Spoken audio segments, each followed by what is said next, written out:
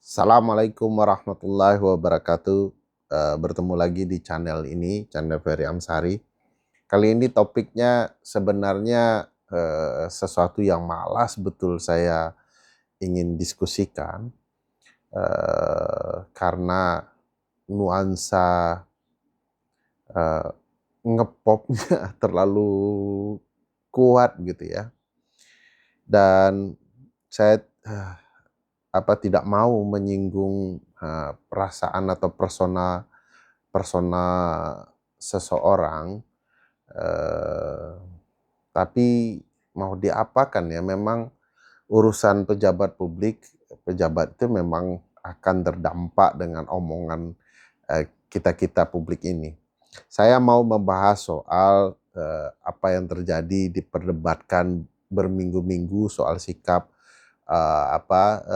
seorang prajurit, tituler ya, kalau tidak salah pangkatnya Letkol Tituler Deddy Corbuzier. Eee, Bang Deddy ini, sudah dihebohkan publik berkali-kali dalam banyak cerita ya, popularitasnya naik luar biasa dengan berbagai catatan karir yang juga sangat hebat menurut saya, pernah jadi, magician dan berujung menjadi, Letkol Tituler, prajurit TNI Angkatan Darat. Mmm, Kalau soal kepangkatan saya salah, mohon dimaafkan.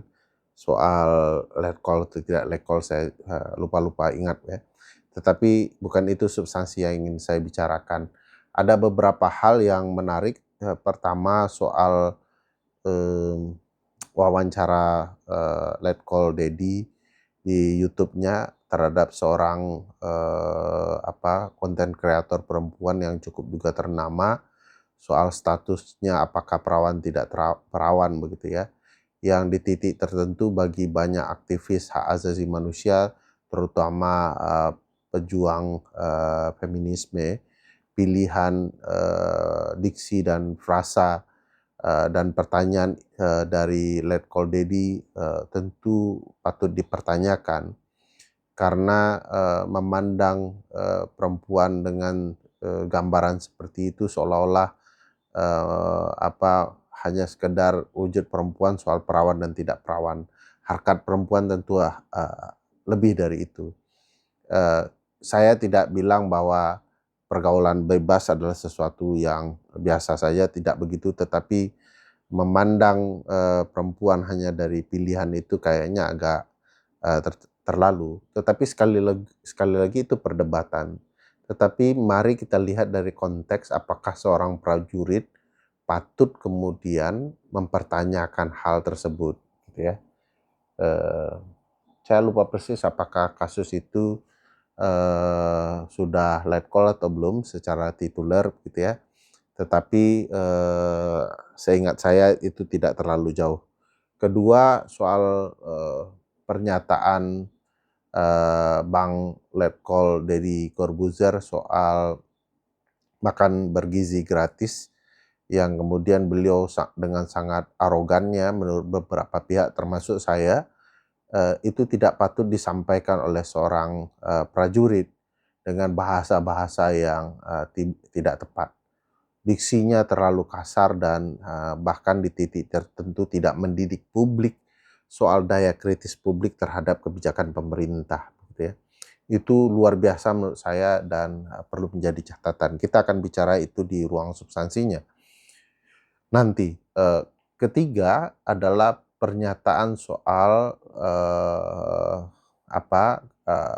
jabatan baru, Letkol Deddy, sebagai staf di Kementerian Pertahanan ya. Di titik tertentu saya akan bela status ini, di titik yang lain juga saya akan kritik dalam beberapa hal ya. Eee, Baik, jadi tentu saja berdasarkan Undang-Undang, 34 ya 2004, tentang, Tentara Nasional Indonesia dan, Undang-Undang, 25 tahun 2004 tentang hukum disiplin militer, menjadi perlu sebagai dasar diskusi kita. Berdasarkan ketentuan pasal 21 Undang-Undang TNI, sebenarnya seorang prajurit itu tentu saja adalah warga negara Indonesia yang memenuhi persyaratan yang ditentukan oleh undang-undang untuk diangkat oleh pejabat yang berwenang sebagai prajurit, gitu ya, dalam dinas keprajuritan menurut ketentuan undang-undang. Nah, di titik tertentu ketentuan umum di pasal 1 dan lain-lain juga seragam dengan ketentuan pasal 21 ini soal status prajurit. Kenapa di titik tertentu ada seorang warga negara Indonesia non prajurit yang menempuh pendidikan itu dapat diangkat sebagai prajurit yang kita kenal sebagai prajurit tituler. Jadi ada 3 jenis ya,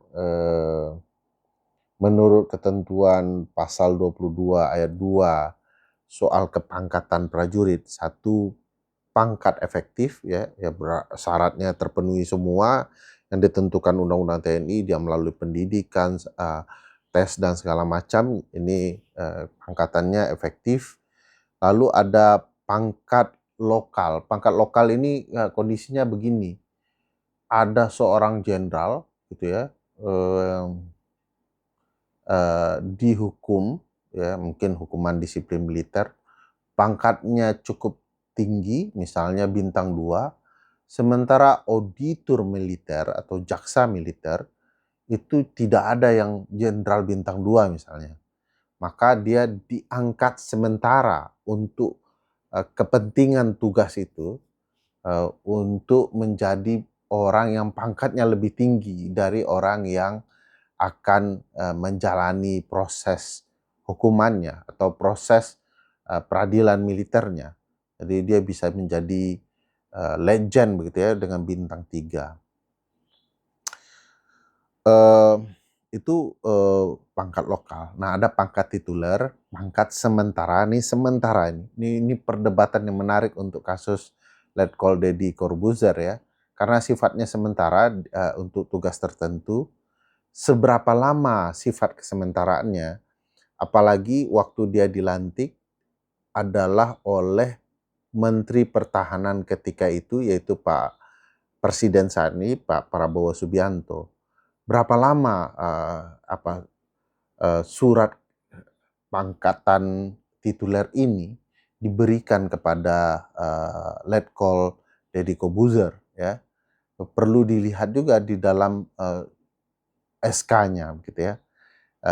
Apakah kemudian ada pembatasan-pembatasan tertentu, karena sudah cukup lama ya beliau itu dilantik oleh Menteri Pertahanan, dan sekarang Menteri Pertahanannya yang baru, meskipun Menteri Pertahanan yang baru mengangkatnya menjadi staf, tetapi perlu dibahas juga waktu diangkat oleh Pak Presiden Prabowo sebagai Menteri Pertahanan sebelumnya, itu punya daluarsa waktu atau tidak, itu perlu dilihat ya, dan apakah tugas khusus beliau itu berlaku untuk situasi atau kekhususan tertentu.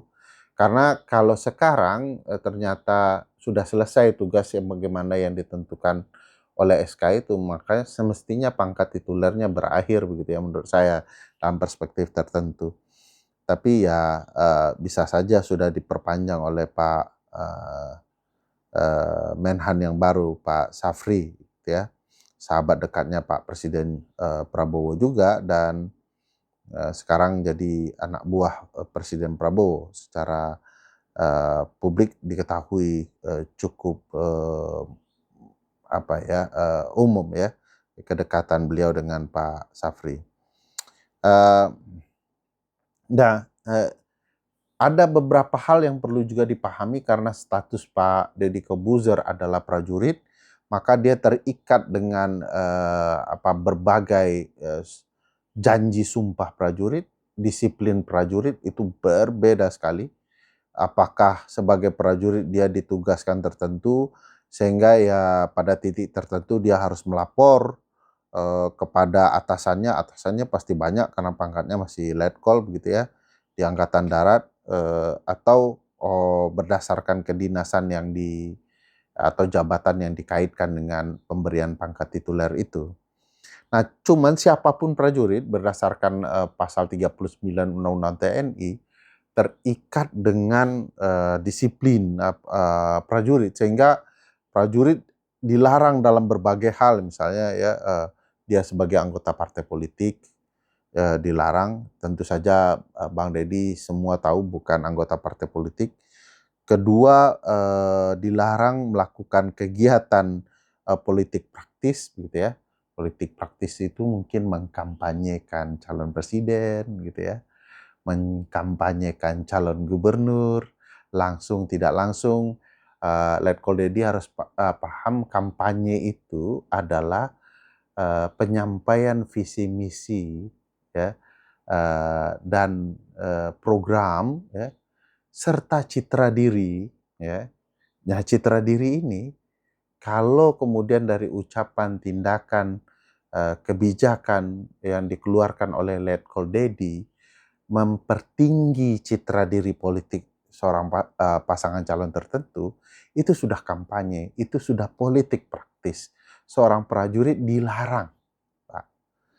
Bukan oleh atasan, bukan atasan yang memerintah Anda, tetapi oleh undang-undang, by the law, ya.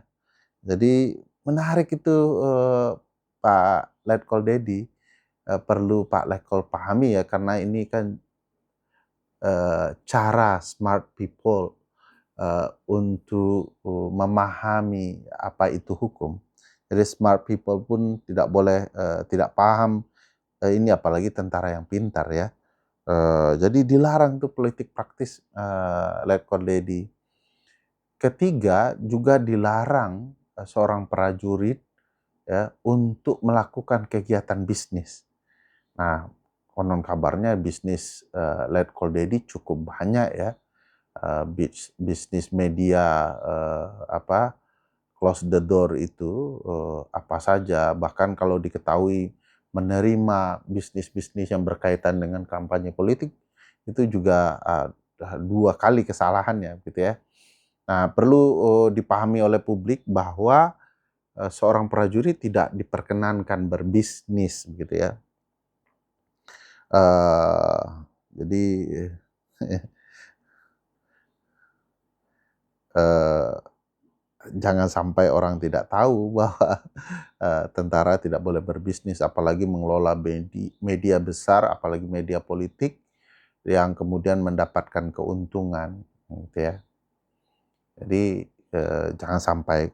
Ketiga, yang kemudian kegiatan untuk dipilih menjadi anggota DPR, DPRD, tentu saja beliau tidak berkaitan dengan itu.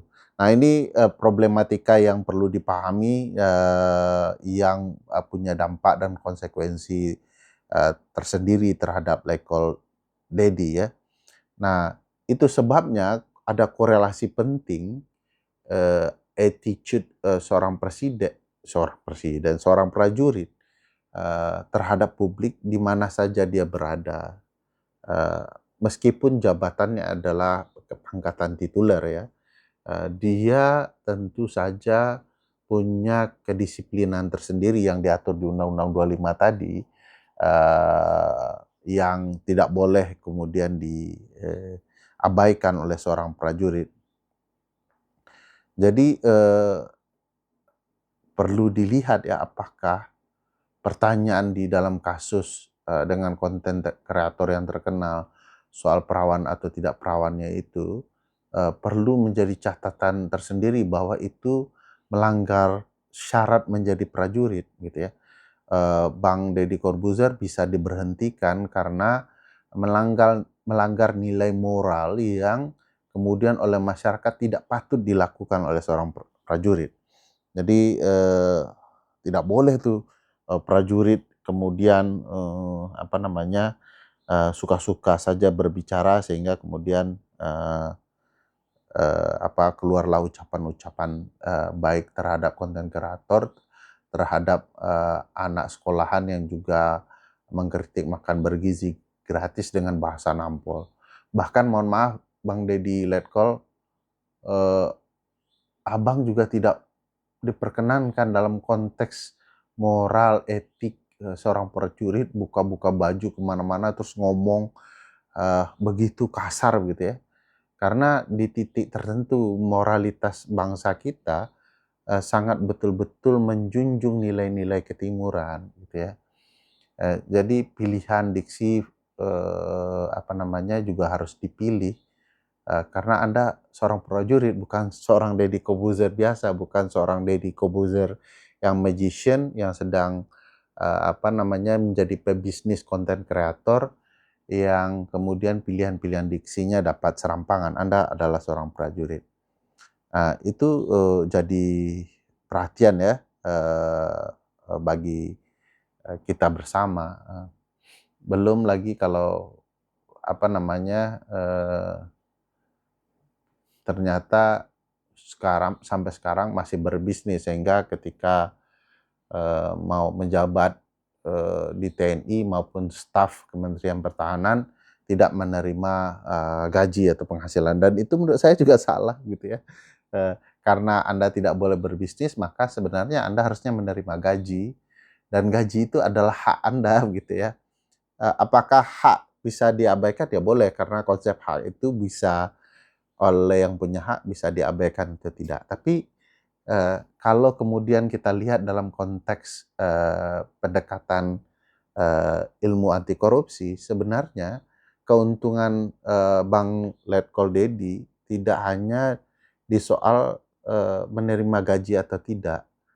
Relasi dengan Kementerian Pertahanan jadi prajurit TNI itu ada privilege yang mendatangkan keuntungan lain yang bukan tidak mungkin malah kemudian jauh lebih besar begitu ya. Siapa yang akan macam-macam dengan seorang letkol begitu ya, itu juga jadi masalah. Nah, pertanyaan besarnya adalah salah satu pertanyaan besarnya, apakah Bang Letkol Dedi diperkenankan menjabat menjadi staf di Kementerian Pertahanan? Saya lihat jabatannya juga cocok dengan berbagai kerja-kerja bisnis Bang Deddy ya. Jadi tidak dipermasalahkan dia menjabat. Kenapa? Seorang prajurit aktif ya, walaupun pangkatnya tituler, dia bisa kok bekerja di beberapa sektor menurut ketentuan pasal 47 Undang-Undang TNI. Salah satunya adalah Kementerian Pertahanan ya, bidang pertahanan. Lalu Menko Polhuk ya.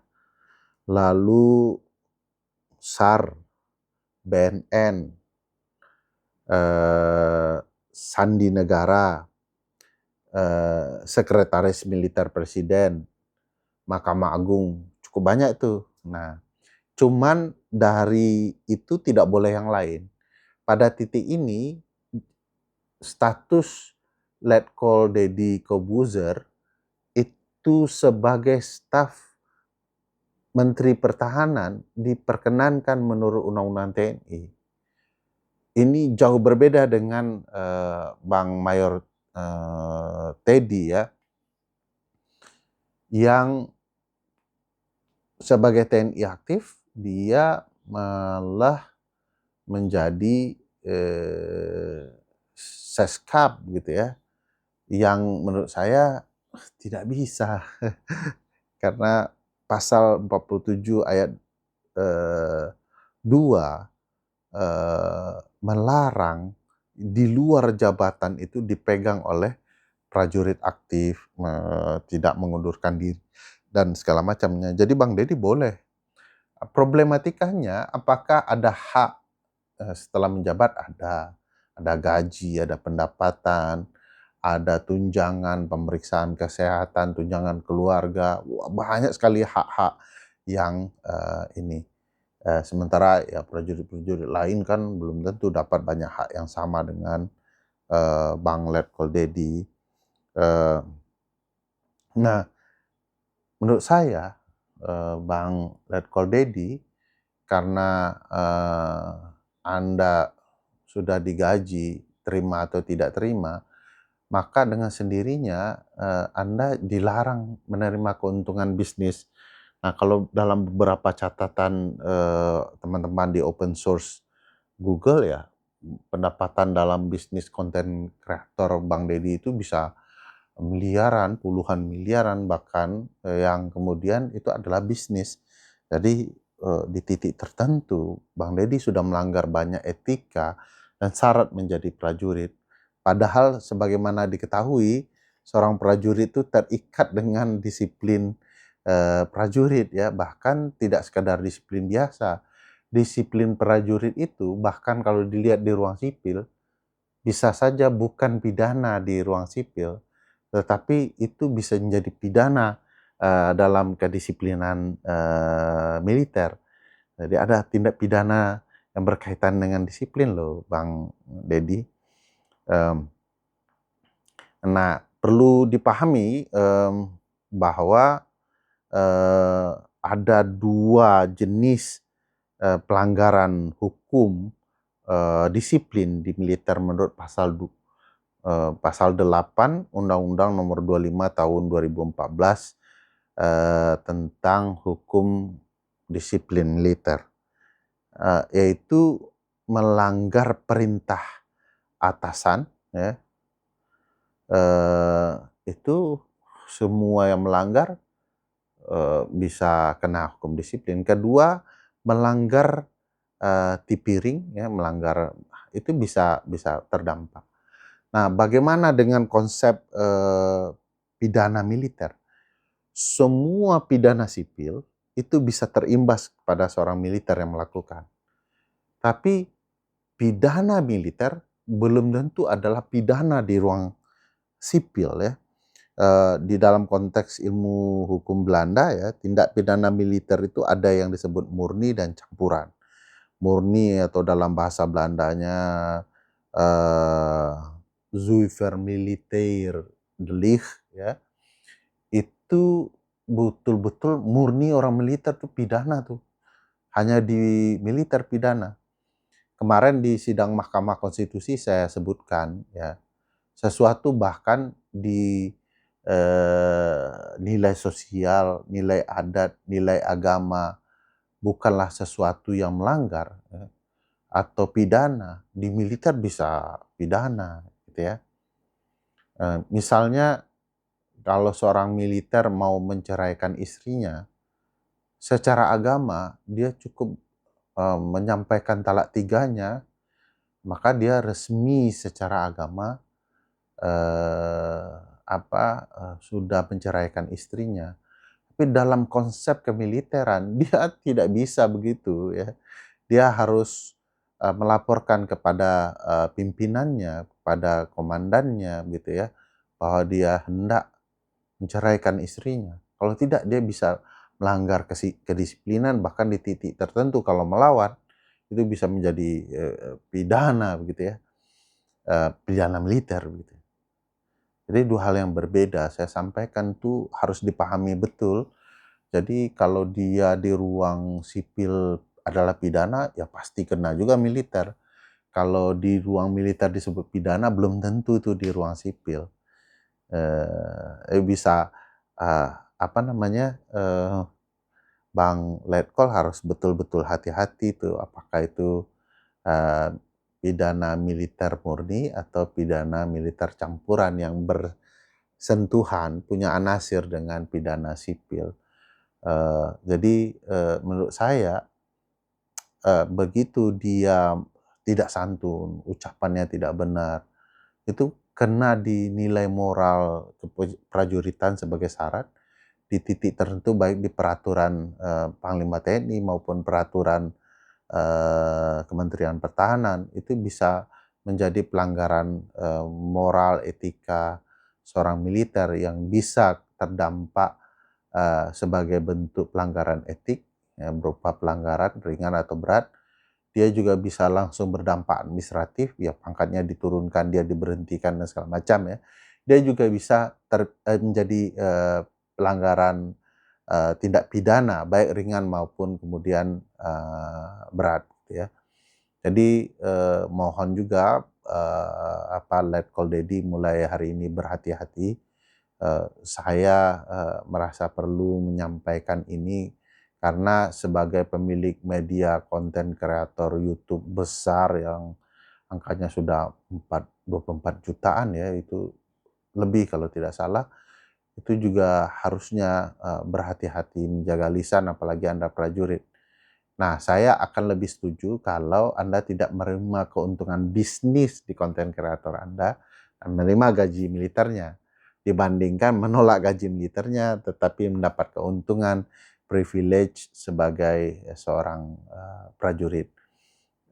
Oleh karena itu, tugas prajuritlah untuk menjaga pertahanan republik ini, termasuk rasa keamanan, rasa publik menghormati prajurit. Jadi publik harus nyaman dengan jiwa satria prajurit. Apalagi Anda tahu bahwa jabatan Anda hanyalah jabatan giveaway menurut salah satu komika prajurit.